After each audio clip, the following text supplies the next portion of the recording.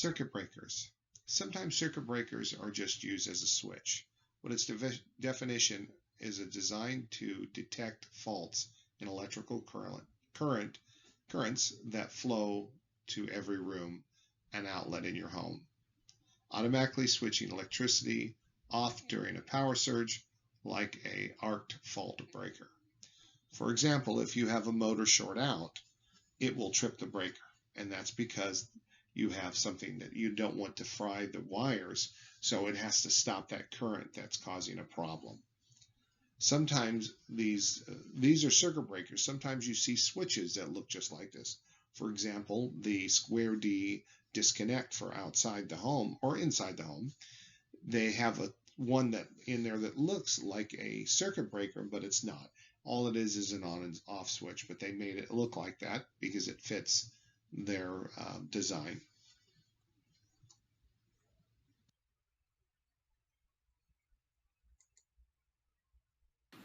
We're going today to talk about different breakers that's on the market. The first breaker I'm going to pick up is a Federal Pacific. You look at the red markings here. It's very distinguished. They're very hard to open and close. These are what we call the stab lock. And actually Federal Pacific had a class action lawsuit against it about 1988. So right now you can no longer find them. Sometimes you can find them in places like Ace Hardware. Most of the time you have to go online. And these things are worth about $2 an amp. So really this breaker, if you had to use it, is worth about $80 to $100. This is what we call a fat Federal Pacific breaker, double pole. This is a thin Federal Pacific breaker, double pole.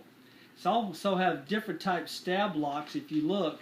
You got to be very careful how you put them on the bus bar, because this bus bar sits in two spaces. This bus bar sits in one space, so you have to actually straddle the bus bar.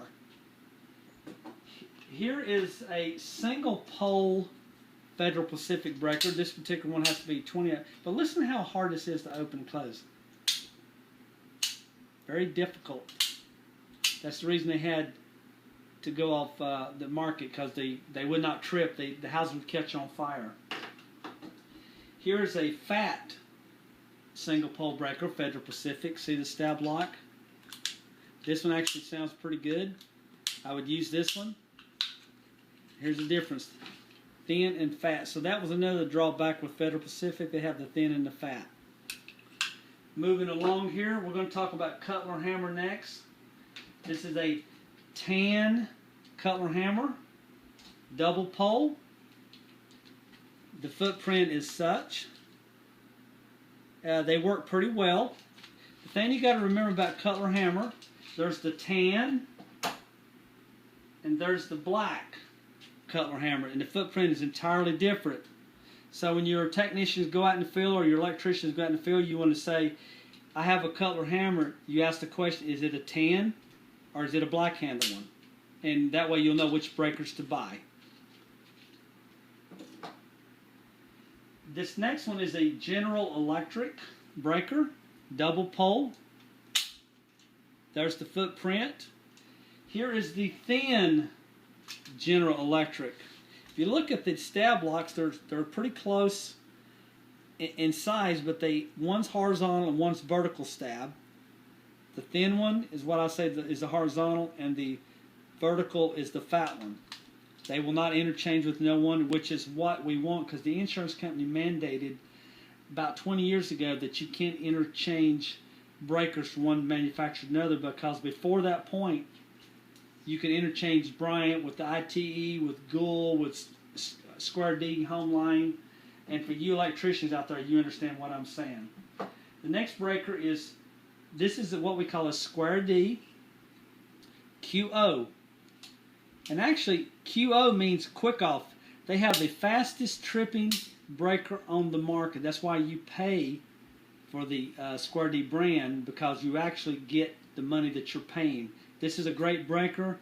As far as I'm concerned, this is the top of the line on the market. This is what we at Jones Air Conditioning and Electrical use for our company, is only Square D products. I would only sell my customers something I would put in my own house. Here is a single pole square D breaker. Once again, single pole, double pole. The next brand is the ITE brand.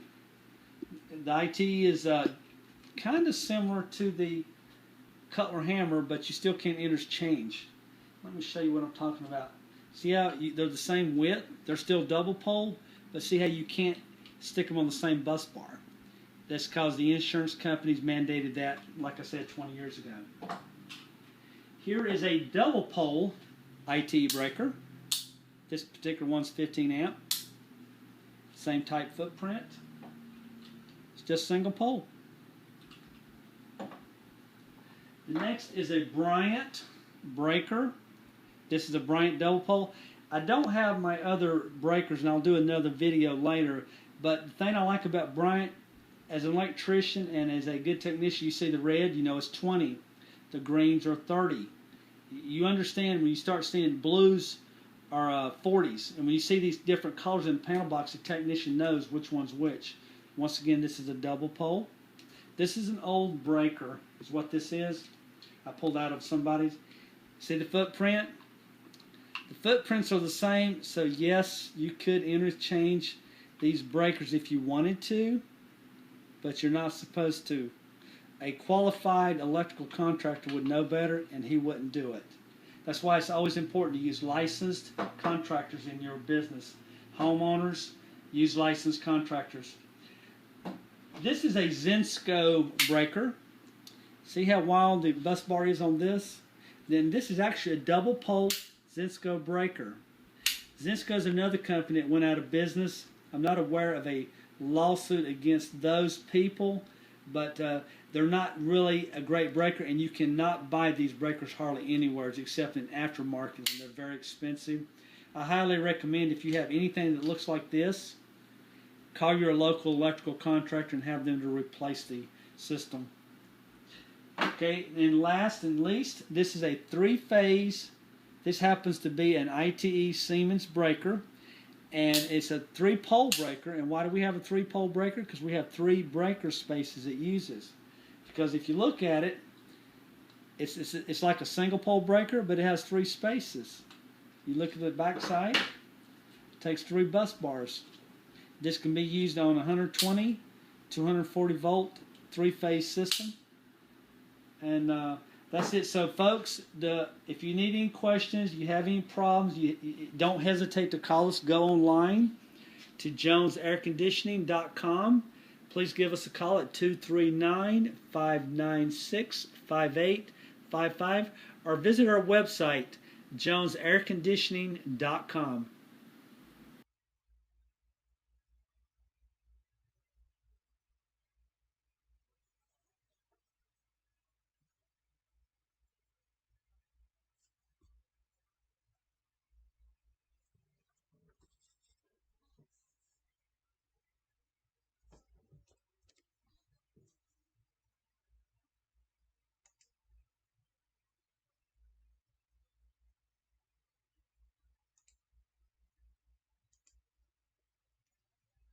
Disconnects.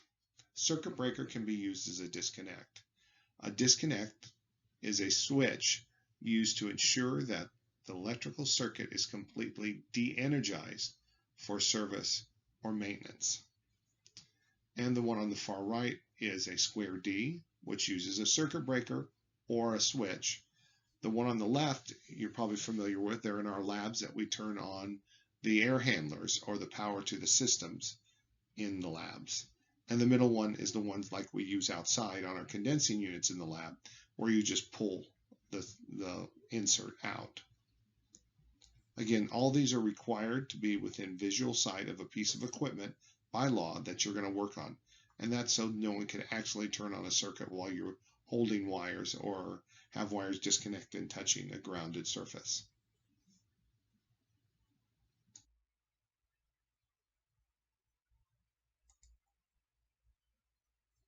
It's a 30 amp disconnect for the AC unit that's going outside. Not a whole lot of parts to these. It's a weatherproof box.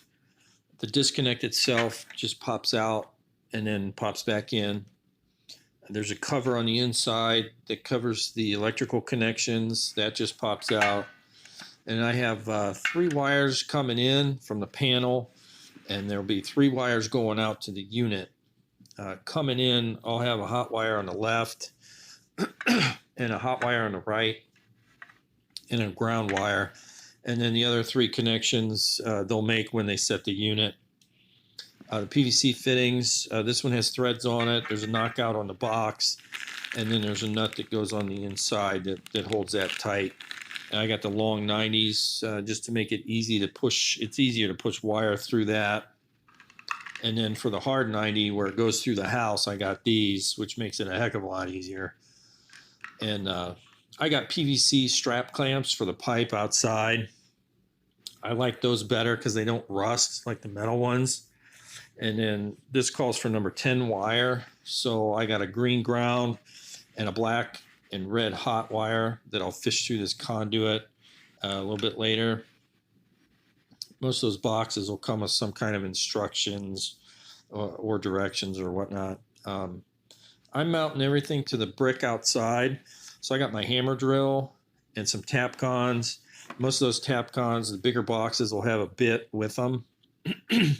And then at the panel, I already have my hole drilled through the house and through the brick to the outside.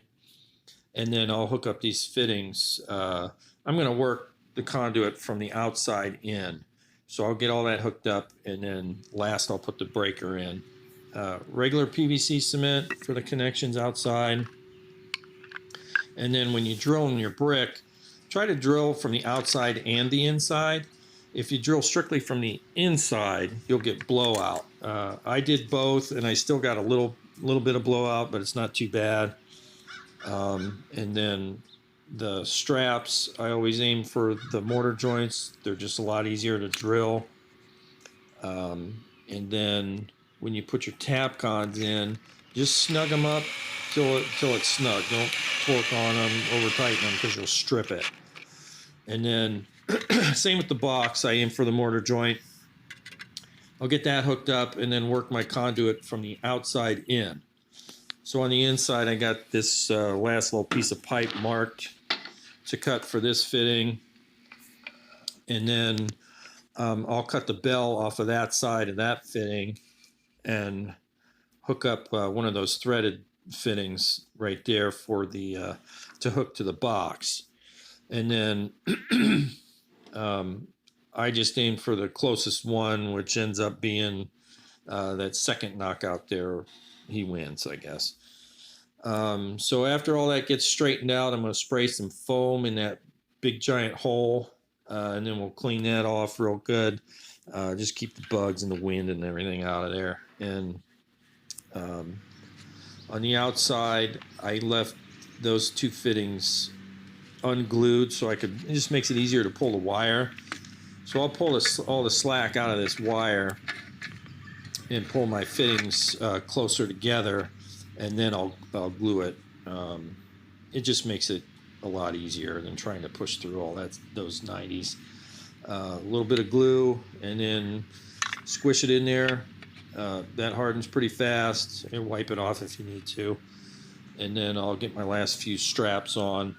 And then pushing the wire through the house, you can see how these hard 90s, it's easier to pull it all through one side and then fish it all through the other side.